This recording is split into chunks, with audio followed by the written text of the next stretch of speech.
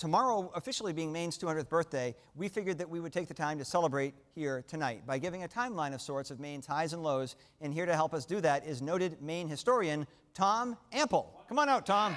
All right. Whoa.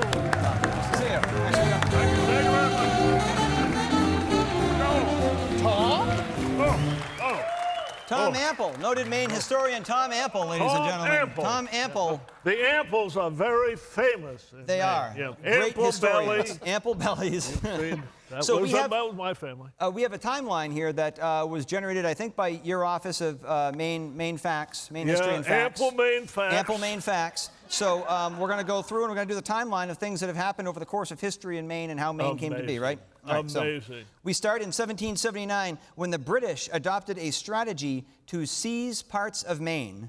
And then we were part of Massachusetts, and they were going to call it New Ireland. The plan failed because Americans wanted to keep all of Maine, and because filling out all of those change of address forms was going to be such a pain in the butt.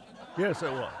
Yeah. And during the War of 1812, the territory, now known as Maine, it did not actually get invaded until 1814. Oh, yeah, the practice of Maine getting stuff later than everybody else continued right into the digital age. We can enjoy Justin Bieber tunes just as quickly as the rest of the country. And ain't that America, ladies and gentlemen? America, yeah. Massachusetts passed enabling legislation back in 1819 to separate Maine from the rest of the Commonwealth, with about 17,000 voters in the district approving it the following month to just about 7,000 voters voting against it. And an odd twist, maybe ended up coming in second place thanks to a final tally incorporating ranked choice voting. Yes, exactly. Maybe. Almost maybe. And on March 15th, 1820, Maine officially became its own state as it divorced from Massachusetts.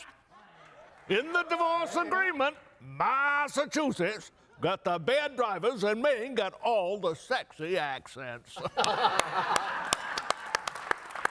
We sure did. We made out like bandits there. In 1820, William King was elected as Maine's first governor. Maine had 4 governors served between March 15th, 1820 and January 5th, 1822. The quick turnover in the job resulted in a 2-star rating on ZipRecruiter.com. Yeah, that was rough. That was rough. Well, they're just starting it out. And of course, the Aroostook War, that was back in 1839. And it was a border dispute that saw Maine militia members march all the way from Bangor to the border, the northern border. The dispute was solved with diplomacy as the militia members gained perspective and insight along the way by staying at several Holiday Inn Express motels. I remember that. Yeah, I remember that. Yeah, that was the first ones ever, anyway. Maine was the first state in the Northeast to support the new anti-slavery Republican Party, and Maine's Hannibal Hamlin was chosen by Abraham Lincoln to serve as the 15th vice president in 1861. He was among the modern-day most popular Hannibals in the female demographic until Hannibal Buress' comedy act took down Bill Cosby. Yeah, that pushed him right over. Yeah. And Maine's Joshua Chamberlain, he played a key role in the Battle of Gettysburg. That was in 1863. And not just for ordering a bayonet charge, which was the turning point in the whole battle, but he was also the guy that was the go-to guy for canned quahogs around the fire at night. People loved them canned. I think they were canned in Lubeck. I can't remember. We're going to fast forward a little less than 100 years to January of 1951 when comedy was born in Maine as a man named Tim Sample was born in Fort Fairfield with appearances on the Today Show, CBS Sunday Morning, and TV specials, and the writer of critically acclaimed books. Mainers agree that Sample seemed to jump the shark when he guested in 2017 on Orange is the New Black as Tina Sampler, the human trampler. Oh, no, I saw that. And I thought he was very, very good. He was very good. Yeah, he was good in that. Very good. In 1976, Maine celebrated the 100th anniversary of Moxie. Huh?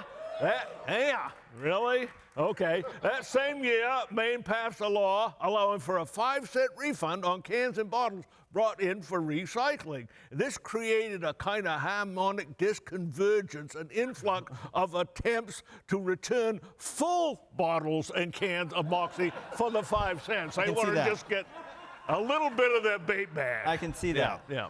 On September 29th, 1987, David Letterman pulled out a phone book and randomly started calling people in Bangor, Maine to find out why nobody was watching the show in his market.